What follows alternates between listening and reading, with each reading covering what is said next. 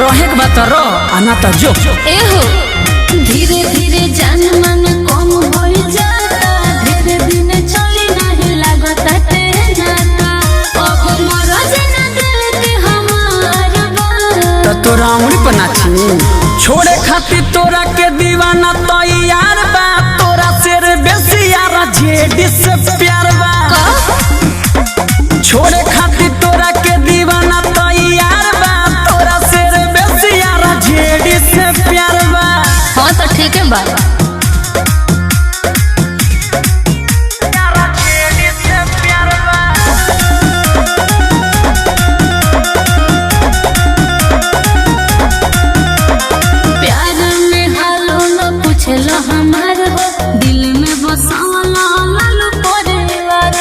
बात बा अरे परेशान बनी तोरा से ललटे नियत हमारा जान हरे पगली। अच्छा? दुखिया गरीब के सन हरे पगली।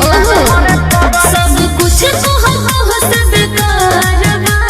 तोर मन छोड़े खातिर तोरा के दीवाना तैयार बा, तोरा शेर बेसी यार जेडी से प्यार बा।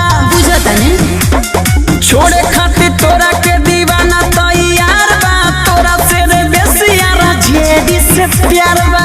ढेर होता ई बोलू त कान लाल कर दे।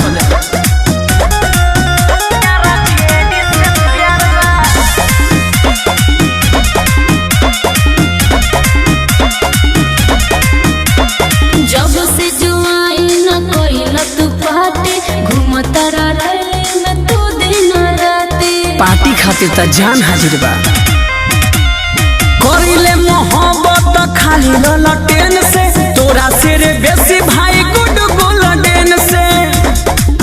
जाए ससी हम पे नया अधिकार बा। सही समझ ली छोड़े खातिर तोरा के दीवाना तैयार बा, तोरा शेर बेसी यार जेडी से प्यार बा। तो हमरा के भूल जेबा। छोड़े खातिर तोरा के दीवाना तैयार बा, तोरा शेर बेसी यार जेडी से प्यार बा। हाँ तो जा आरजेडी से प्यार करो।